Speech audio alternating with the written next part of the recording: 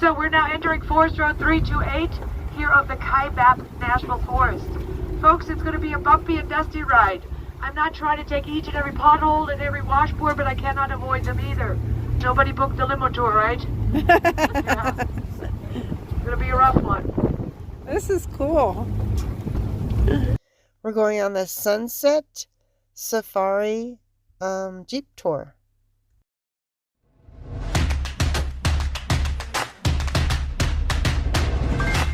More BLM land. So as you can see, quite a few people do take advantage of this public lands. Over here to the right, that will be a typical campsite. Fire pits already built from previous campers. And what would be camping or glamping without a campfire? Only half as nice, right? Oh, yeah. Yes. If you buy pine nuts today in the store, you're looking at $60 a pound. That's more than a Wago steak. Yes. There are several reasons. These trees have to get 35 years old before they start carrying their first crop, and then we get bumper crops every 4 to 6 years depending on the precipitation. Wow. The Native Americans that once roamed this land, they lived off these pine nuts. It was a main part of their diet. These nuts are very, very nutritious. Till today, the Native Americans are the only ones that have the permission granted to harvest the pine nuts in the national park, where everything is protected by law, to keep up the tradition. Everybody else can come out here and harvest them. The harvest would be in August and September. So when this tree does grow crop, these pine cones, they grow on the tips of the branches, and when they ripen, they turn from green to brown and literally turn upside down on the branch, and they open up, and out of that pine cone drop about 18 to 20 pine nuts. They have the size of a coffee bean. Some are smaller, some are bigger, and their shell is dark brown like coffee. Our native ones are soft shelled like a sunflower seed. To crack it with your teeth, and the inside is one oblong whitish nut. It has a very fine, smooth, nutty taste. And on that tree, and only on that tree, we recognize our seasons. So as you can see, oak. they're not even budding out yet. So our spring is not even here officially. Everything is a little bit later up here. So these train tracks, these were laid and completed. That was in the year 1901. That's from Williams. That's 1 hour south from here.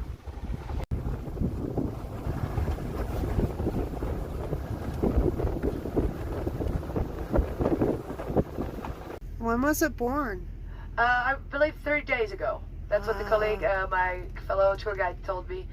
I was in my weekend, and yesterday I saw it. She says, yeah, 3 days ago from today. And these are wild horses? These are wild, well, they're domestic horses that gone feral. Yeah. We encountered about 4 years ago the first small little herd of 6 that came in here. They were very, very malnourished. I mean, skinny to the bone. In the meanwhile, they're doing great. It's been said and assumed that these horses are coming out from the Indian reservations due to the lack of food and water that was provided. More and more coming in. They're doing well. They're multiplying like the bunnies, unfortunately. The discussion is already on the table of the Department of Interior and the Department of Agriculture what they're going to do with this horse population. They are considered invasive. Arizona does have wild horses or Mustangs, but these are considered invasive. Yeah, she's back there. She's pregnant too. She has a big belly. So we hope they come up with a great solution. It's been the talk about capturing them, adoption programs. See, it's not a mate. Yeah, it's an elk.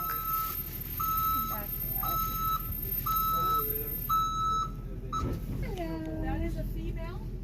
The females we call cows, the males we call bulls. Right now we would have to be very, very lucky to spot a bull. These bulls are deeper in the forest. They're having their bachelor party. They're hanging out their besties right now. And they're in the late summer when their mating season comes back up. That's where they seek the attention of the females again. If there's any bull that we get to see with amongst the herds, that would be a yearling. That means it's last year's offspring. He's still allowed to hang around with mommy. And they will start giving birth in June, end of June till July. And they started growing their horns yet? They're regrowing them, yes. Every antlered animal, deer, elk, moose, every spring they drop their antlers. We call it shedding, and they regrow them. The elk regrow them an inch a day. Wow. And they grow bigger and bolder back than the year before. When over 100 years, this operation with their mules has been taking us visitors on the back of a mule down into the canyon. Today, the mule ride is so popular amongst the visitors, it's booked 1.5 years in advance.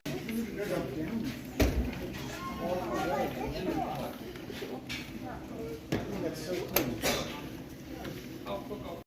It's a bridge going across the river. The mules go that way too. There's the river. Tourist style, there's a campground down there. They can accommodate about 100 people. If we look right how you get this on the north, That's a fault line right there. the river. South Rim and North Rim is separated from the Colorado River that is 277 miles. Once over there at Phantom Ranch, those are cottonwood trees. They're 30 to 40 feet tall. Wow. They look like little shrubs. When we see helicopters up, they're like this big. That's 10 miles The North Rim away. is a little bit over 1,000 feet higher in elevation than we are here on the South Rim. The North Rim closes seasonal 15th of October to the 15th of May. This year they're delaying their opening because the North Rim got buried.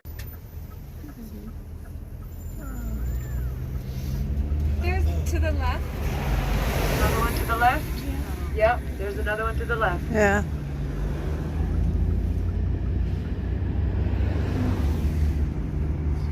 The rubber ducky. Oh, I want you to hang on! Oh no, no!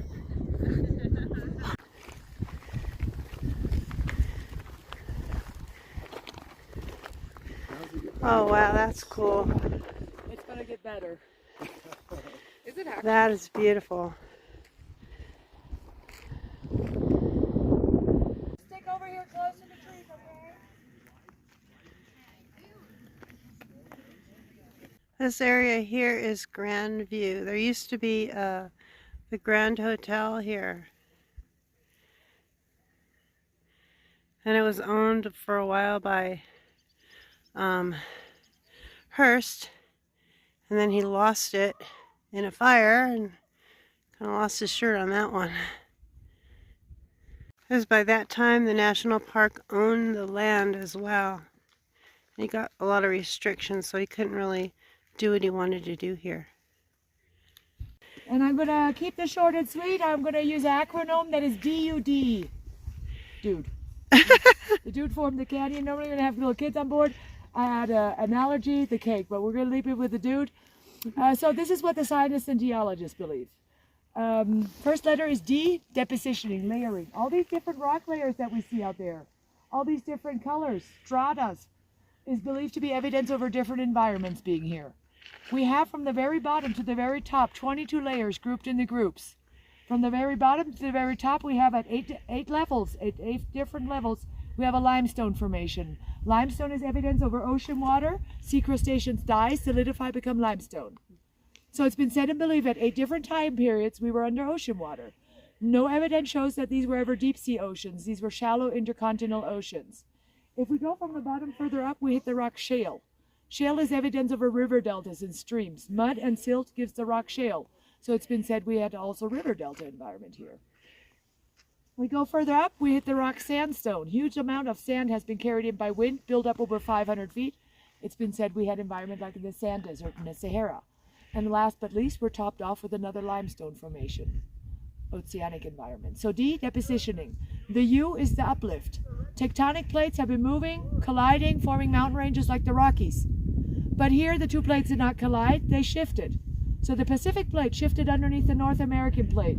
And partial of us here on the North American plate, we got lifted up out of the ground over a very long period of time. We got lifted up 1.5 miles up. And that's what we're standing on today, is the Colorado Plateau. New Mexico, Arizona, Utah, and Colorado, the 4 corners. These 4 states are impacted from that uplift. The last D is the downcut. There comes from far up north, the once so mighty Colorado River. With all its mightiness, it was transporting tons and tons of sediment, rocks, and boulders. It was a wild, uncontrolled river. And as it was gushing through here, this sediment was carving down like sandpaper through all these soft sedimentary rock layers. The river cut so far deep down that we barely get to see it at most of the overlooks, although it's right in front of us. Here it's not in the inner gorge, it goes in the inner gorge. No evidence shows that the Colorado River through the Grand Canyon was ever wider than it is today. 300 feet across, one American football field, never wider, it was just mightier. But it hit our bedrock in the meanwhile, and now with its flow rate, it's only carving 5/8 of an inch in 100 years down. Say that again. 5/8 of an inch in 100 years. That's how slow it's now going. It took the river apparently only 6 million years to carve down where it is. That's the age of the canyon, what the scientists and geologists believe. So we've also, another factor, we put downriver Hoover Dam, forming Lake Mead. Lake Mead is the largest man-made water reservoir in the United States. We put upriver in Page, Glen Canyon Dam, forming Lake Powell. Lake Powell is the second largest man-made water reservoir in the United States. So the river is dammed now. And the masses of water that they let upriver below the dam is barely anything for the river to carve anymore. Although it's still flowing with approximately 124,000 gallons per second through here. So the last E, the downcut. And E equals erosion. Water, wind, and ice and mechanical erosion is believed to be responsible. Everything we get to see in the opening, all these buttes, Duck on the Rock, Vishnu Temple, everything in the opening, because the river made only a cut from 300 feet wide. And now erosion is making it wider and wider. Mechanical erosion is a very, very big factor here at the canyon, informed from the root systems. These trees that we see growing all along the canyon walls, they look like small trees. Those are Douglas firs. They're tall. Wow. And their roots tap down to 30 feet deep into these rocks. They literally grow in between the rock. These rocks are moist. They're sedimentary soft rocks. The tree lives off that moisture. The tree grows, the root grows, and at one point that rock cannot withstand that pressure anymore. It cracks it open. Now water gets in there, dirt gets in there, water freezes, water expands, the root grows. There goes one rock, one boulder, one side of the canyon. Today we know that the canyon's not getting deeper, deeper anymore. It's getting wider and wider, on average 4 to 8 inches every 100 years. So dude, depositioning, uplift, downcut, erosion. You can look the dude principle up online. There's no secret to it. I'm not going to take the credit for it, but it's not going to be short and sweet. I guarantee you that. Real quick, a few facts. The Grand Canyon is only in the state of Arizona. The Grand Canyon is 277 miles long. The narrowest across were 8 miles from one side to the other. The widest were 18 miles. We're 1 mile from rim to river. As I mentioned earlier, take the Empire State Building, put it down to the bottom of the canyon, stack another 4 on top of it. And where we saw the river embedded at our second stop, at our first stop, I mean, that rock, our inner gorge, that rock is believed to be 1.8 billion years old. Nowhere else in the world would the Earth show its age than here at the Grand Canyon in our inner gorge with 1.8 billion years. Our top layer that we're standing on right now is our youngest layer, believed to be 275 million years. And the Grand Canyon is believed to be 6 million years. So the Grand Canyon is a baby. That's the best I could give you, folks. Thank you. I will get lunch before I go. Look how beautiful. Sunset. I do. I mean, I am really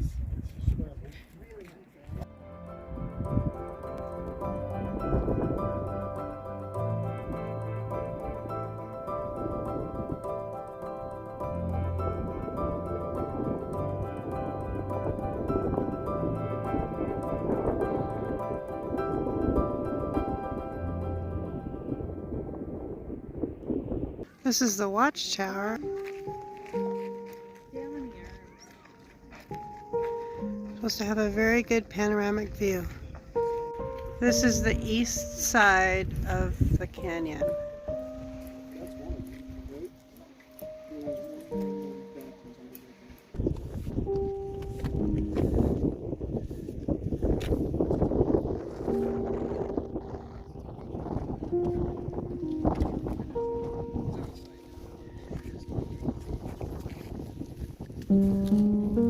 Looks quite different.